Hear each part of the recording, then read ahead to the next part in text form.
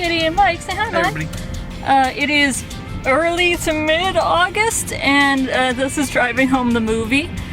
We went to see Mission Impossible Rogue Nation, which is one of the Mission Impossible movies. I have seen one. It was one of them in the middle.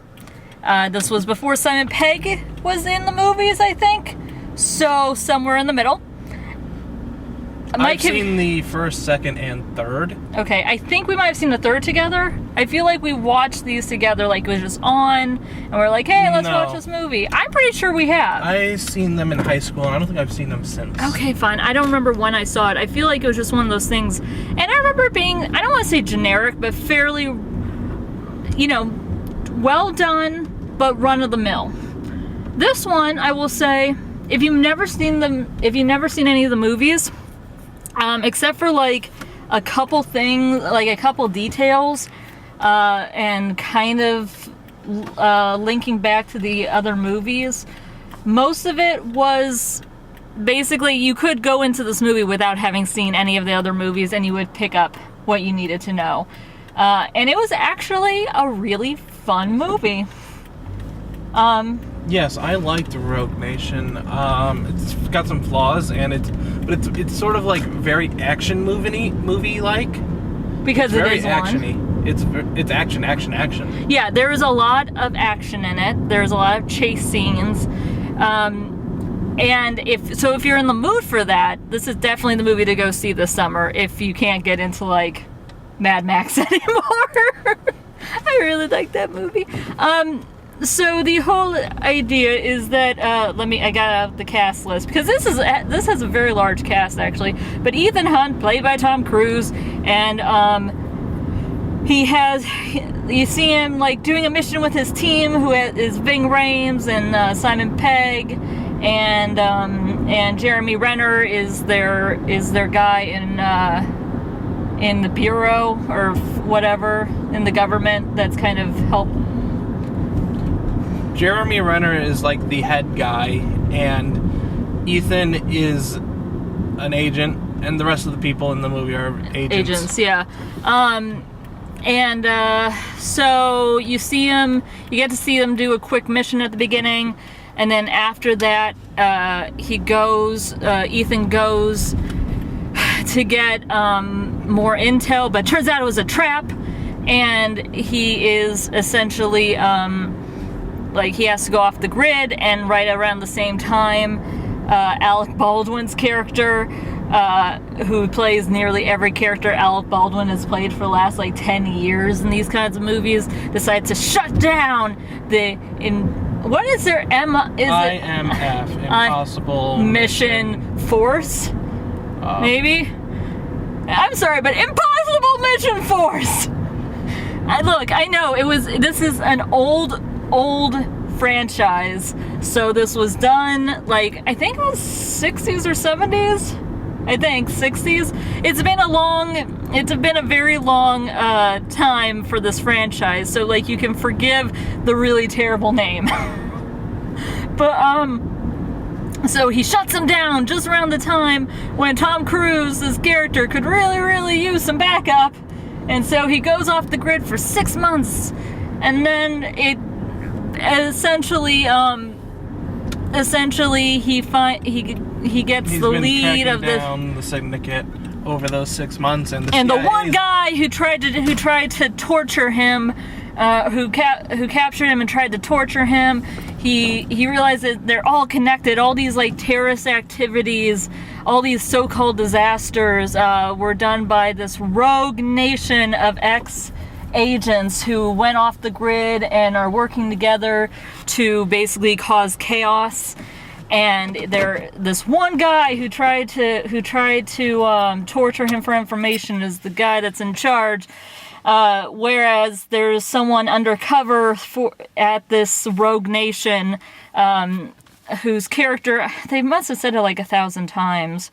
Ilsa Faust, who is portrayed in the movie by Rebecca Ferguson, but she saves she saves Ethan a few times, and they start working together in order to get this chip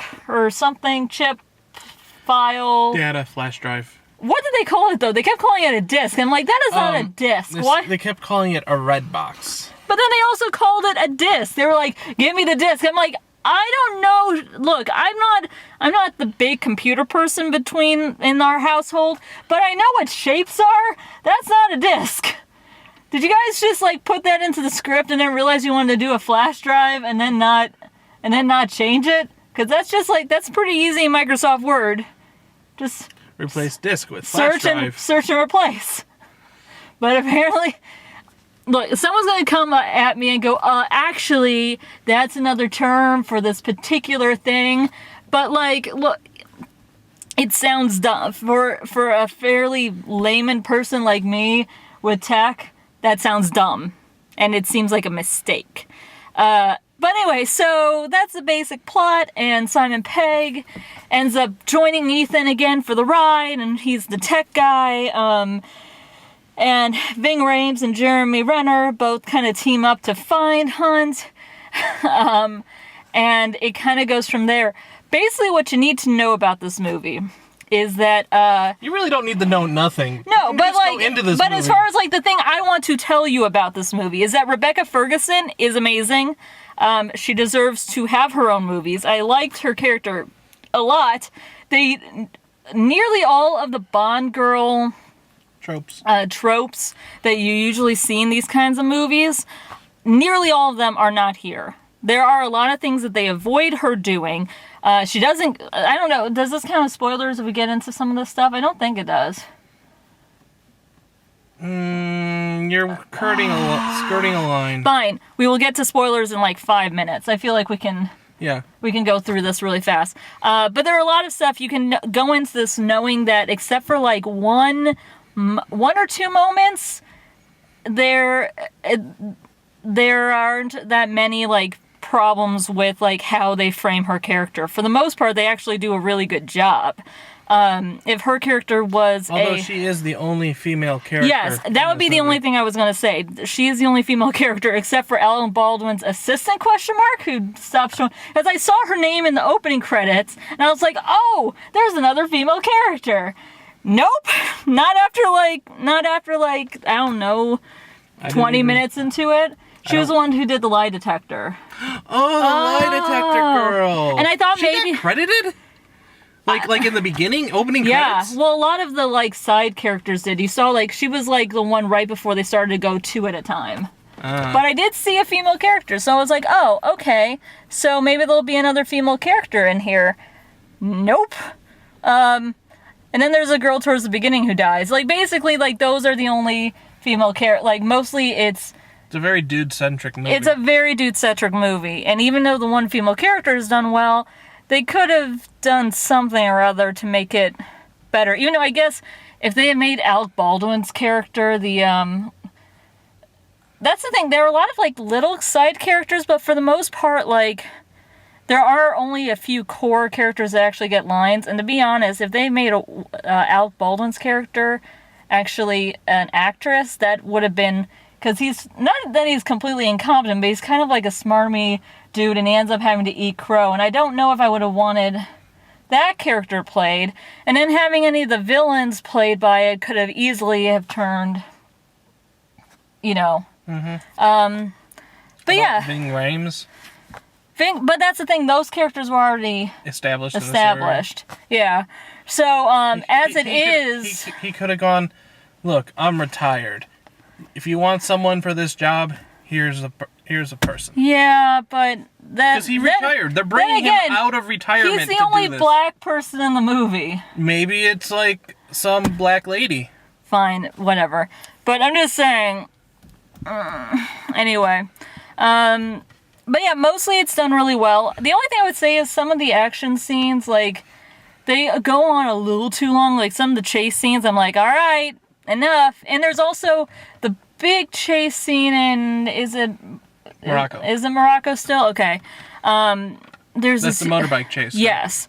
There's a big chase scene right after Ethan almost dies from drowning. Spoiler alert, he doesn't die from the drowning part. You see it in the trailer. I don't feel like that's spoiling it to say that he lives through it. But then, and then right after, there's a car chase. Then right after that, he flips his car like 5 times. And like I said, we have been in a car accident fairly recently that was like basically just us getting hit by on the side, and that messed us up relatively bad considering how the damage that was actually done. Not just that, but like. But it flipped, like in the movie, it flips and flips and flips. I'm like, someone should have broken their body. Not just that, but the car stayed relatively together. Yeah. Like they were going like 60 off a ramp and then missed the landing. And then it was like flip. That car should be like a little compact thing. Yeah. And they walk out. And they walk out by opening the doors. No, the worst part is that right after that, Ethan gets onto a motorcycle without a helmet, is like zooming through. And he could have taken the chance to grab a helmet because the guy that just died had a helmet on. But then the worst thing is he ends up the scene finally ends with him crashing at high speeds, wearing absolutely no protection, and somehow he gets up from it. It's so baffling how, it doesn't, it was at that point, I'm not asking for a lot as far as realistic portrayals of chasing, but that went into Furious 7 levels, and that included, that move, and Furious 7 included, skydropping cars. Skydropping cars. It included them crashing off of a cliff and just walking out and be like, "Oh man, that sure was painful. Oh well, let's sit down on a bench and talk." It included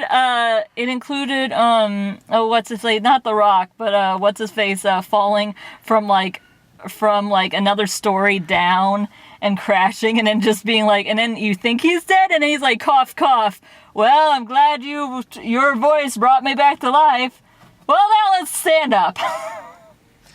So, spoilers for Furious 7 there. So anyway, sorry, spoilers for Furious 7. But they got into that level, and that was kind of annoying. But for the most part, though, it was actually really enjoyable. If you want to see a big action-y movie in August, definitely go see it. And like I said, great. The one female character they had was really good. Unfortunately, she was the only one. Do you got anything else to say before we get into spoilers? No, I've got a few things to say in spoilers, but most of all, it was pretty good, decent. I kinda don't care for the villain, but it's okay. He was okay. I mean, I thought that they gave the character more personality and motivation than a lot of these things. It wasn't great, but but not just that, but so the person that Ethan's chasing, they gave him a lot, but the person that's pulling his strings, it's very, the guy controlling. I did think that they made it they made certain parts of the resolution a little too easy. We can point to that person for being the person that did something bad. That makes it easier than having to question the other people that we might work with. Okay, so let's get into spoilers.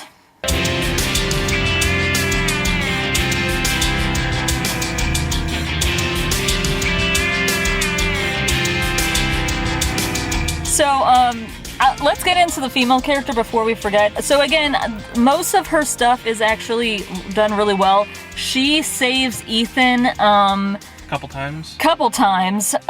She has a lot of great moments. In an opposite thing from Jurassic World, she keeps taking off her shoes whenever she has to do something, which I thought was kind of, I don't think it was meant to be a fuck you to Jurassic World, but it ended up being... They would have shot this before Jurassic World. Yeah, exactly. But there was a part where she was like, no, help me out of my shoes before we go. I'm not running on a rooftop in heels. Yeah, exactly. And she, and she still grabs, there was a part where they had to run, and she grabs her shoes because they're really nice looking shoes.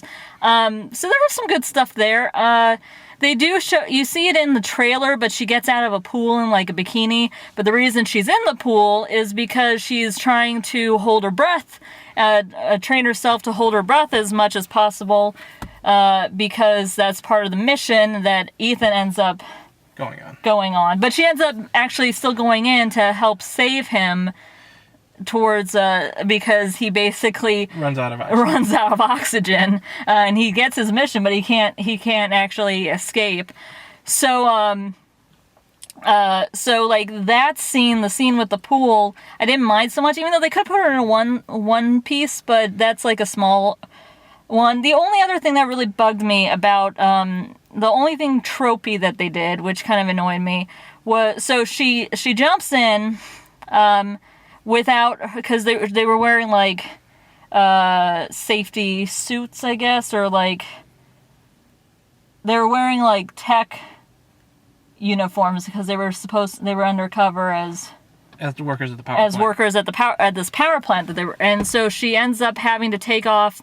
I don't think they were overalls, but whatever the suit was. So she was in like a shirt and her underwear when she jumped in to try to save him, which is fine because like it would have weighed her down. I'm okay with that.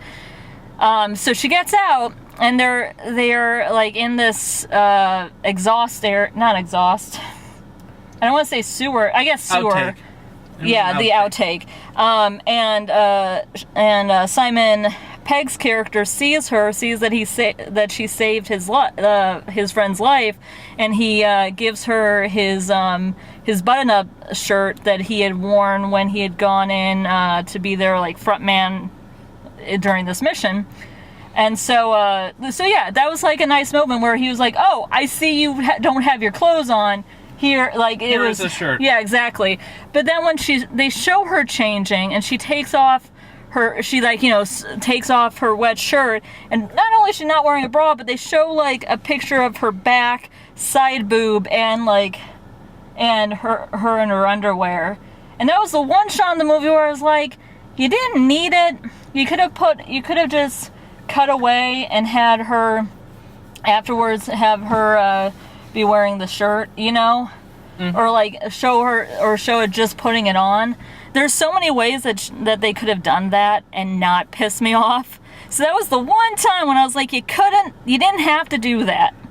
But you did it, movie. How about the trope of, at that very moment, Simon Pegg goes, "I'm sorry, I mistrusted you." I know, and then right after, betrayal!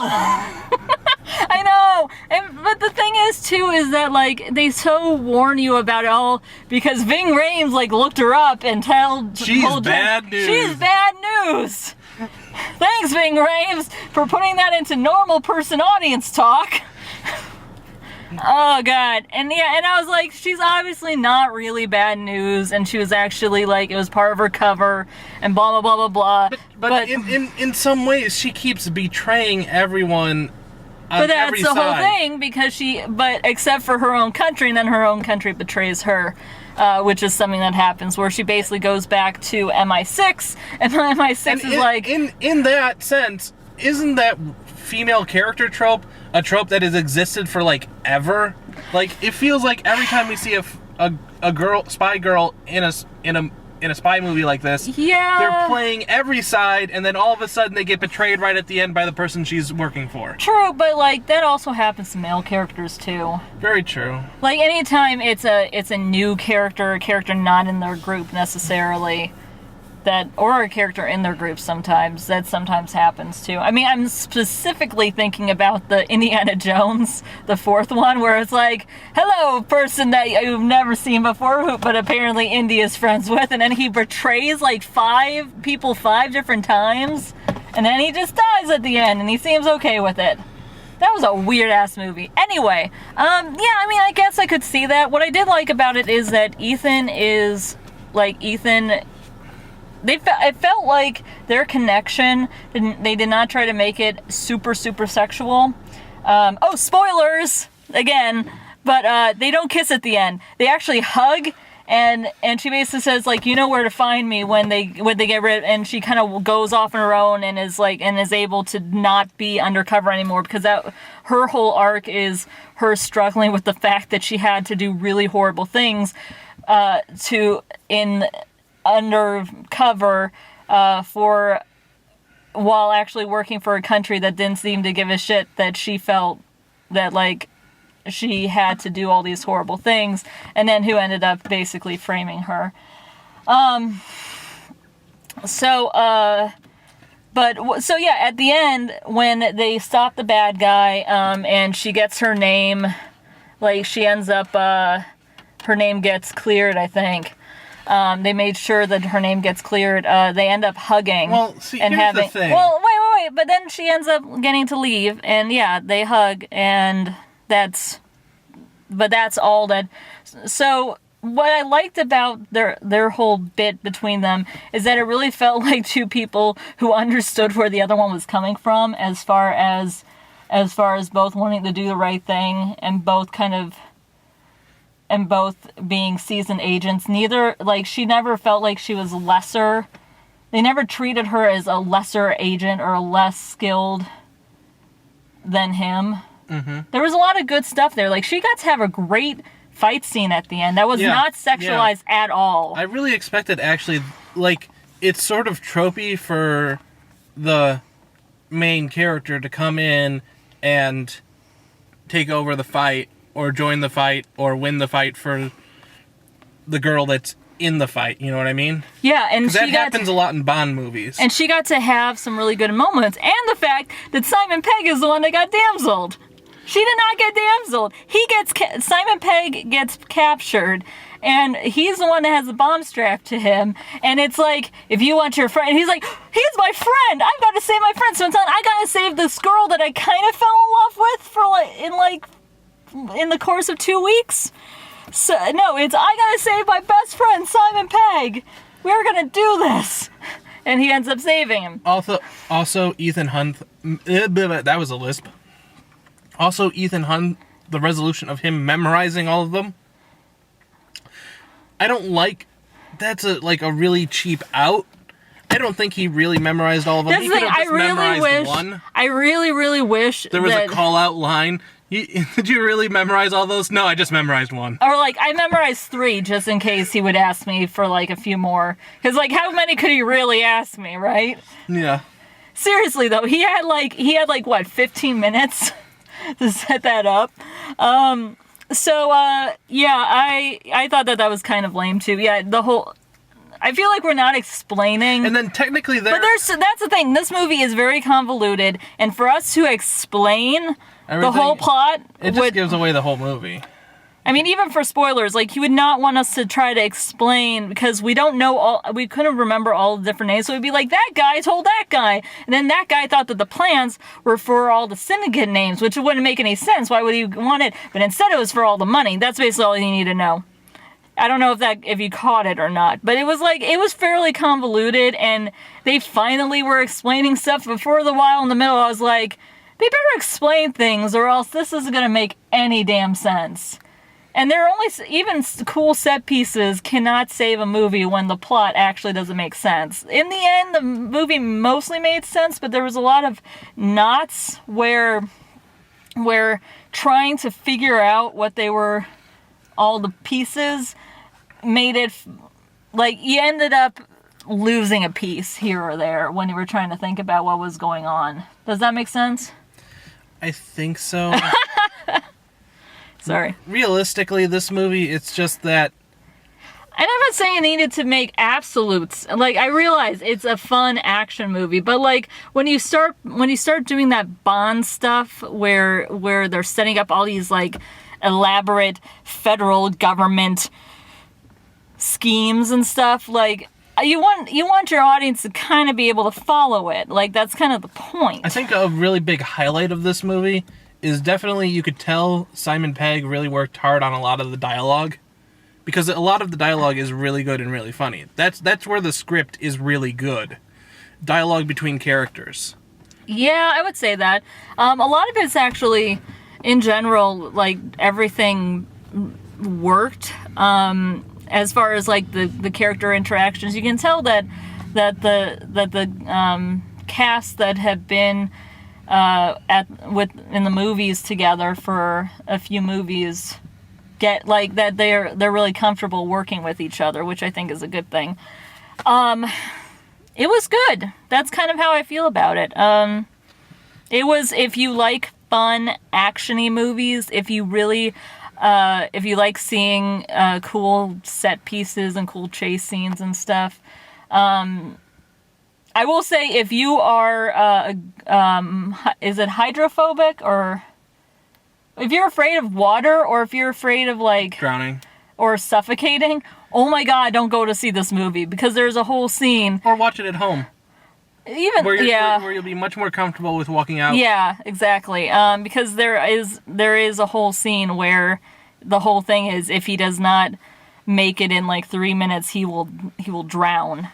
And of And then course they show things him don't drowning. quite. Yeah. Then you actually see him start to slowly drown. So yeah, and I was thinking about this, like, it's making me anxious, and I'm not necessarily. I'm only as afraid of water as like anybody would be, as a person who understands how lungs work.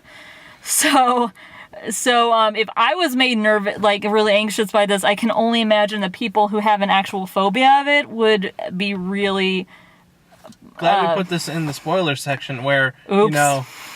people who had only possibly watched the movie already would be watching this far.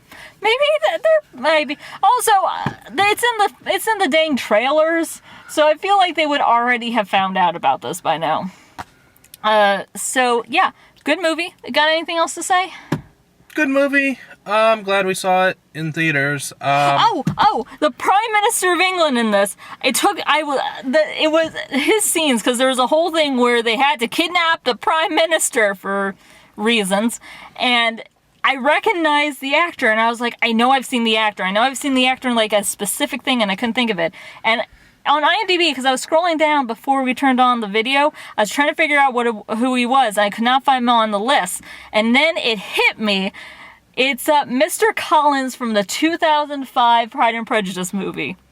That is who plays the Prime Minister. He is slightly less like bumbly in this, but he's still very like British and stiff upper lip and stuff. So yeah. Anyway, I just wanted to bring that up because I figured it out. The real villain guy, the head of the British MI6 or whatever. Yeah. Like, I don't like. They really sort of left field that villain. And it really did feel like, oh, we don't have to worry about the American government being horrible and creating something like this. That was the British. Those are over there people. Man, those guys are jerks. And the scene where they actually get the There was a little bit of a nice little package of a wrap up. Like, oh, it's so nice that Alec Baldwin is there, and they were able to wrap up those things so that they don't have to worry about treason now. And that they could pass the fingerprint and the retina scan and the vocal scan all through the cell phone that he had in his pocket. Like, that's very convenient. Yeah. Again, there's some judgment things in here where you're like, I don't know if I can suspend my disbelief. But it's also that scene really cleaned everything up, just so that, and then they go off and have the villain confrontation at the end. Yeah, which actually took longer than I thought it was going to. Anyway, we are actually almost running out of battery, and I thought you were going to avoid talking about that. Well, so people realize why we're talking so fast. But yeah, we're like almost out of battery. But we luckily also, because it's like a pretty quick action movie. Also, the villain just walks into a trap at the end. Like it's so obvious a trap, and he just walks right into it. Yeah, kind of. Like Mike, we have 1 minute. Can you rant about this for 10 seconds and then we gotta go? A hole in the floor. I can't possibly. I guess I'll have to go in and chase him down the hole in the floor of this under construction building. Quite possibly couldn't be a trap. And he was a former British agent, secret agent. He was under stress. Let's just go with that. Apparently. Anyway, it is a good movie. I would definitely see it if you want to see an action-y film this August. And not the worst treatment of a female character I've ever seen. So, although there's only one of them. Check it out. See you later. Bye.